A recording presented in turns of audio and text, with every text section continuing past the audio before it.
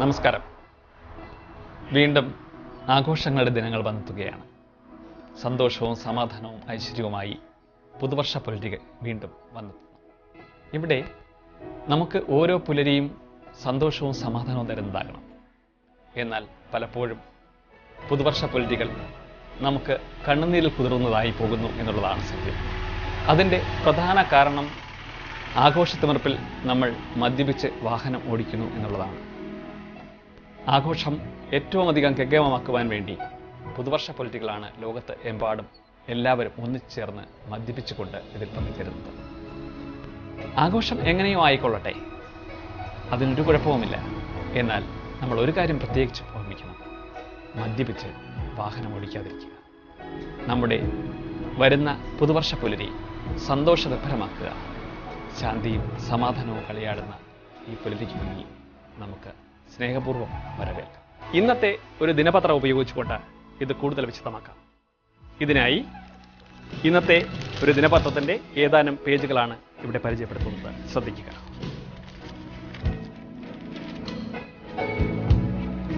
ഒന്നും 2 പേജുകൾ, 3, 4 പേജുകൾ, 5, 6 പേജുകൾ, 7, 8 പേജുകൾ. ഇനിയാണ് ജാലവിദ്യ കാണിക്കുന്നത്. ഇതിനെ ചെറിയ കഷ്ണങ്ങളാക്കി മാറ്റുകയാണ് ഇവിടെ.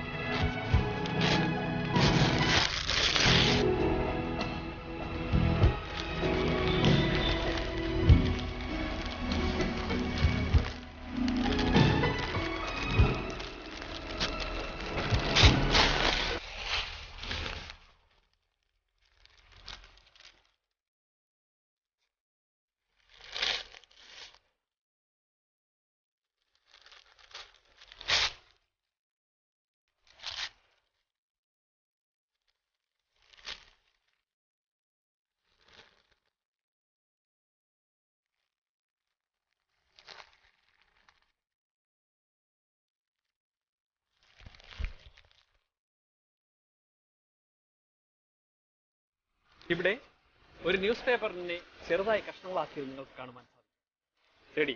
Number 3, 2 and number 1.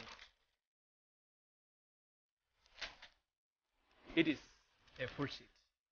ഇവിടെ ശ്രദ്ധിക്കേണ്ടത്, ചെറുതായി നുറുക്കിയ പേപ്പർ കഷ്ണത്തെ വേണമെങ്കിൽ മാന്ത്രികന് പൂർണ്ണമായും ഒന്നിച്ചു ചേർക്കുവാൻ സാധിക്കും. എന്നാൽ ചിതറിത്തിരിക്കുന്ന ശരീരം ഒന്നിക്കുവാൻ ഈ ലോകത്ത് ആരാലും സാധിക്കുകയില്ല.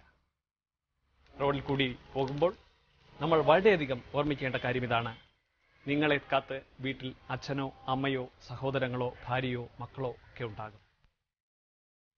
റോഡിൽ കൂടി സഞ്ചരിക്കുന്ന നിരവധി പേർക്കും ഇവരൊക്കെ ഉണ്ട് എന്നുള്ള യാഥാർത്ഥ്യം മനസ്സിലാക്കുക. അതുകൊണ്ട് ഈ പുതുവത്സരാഘോഷ വേളയിൽ മദ്യപിച്ചുകൊണ്ട് വാഹനം ഓടിക്കാതിരിക്കുക. കാരണം ജീവിതത്തിന് റീടേക്കുകളില്ല.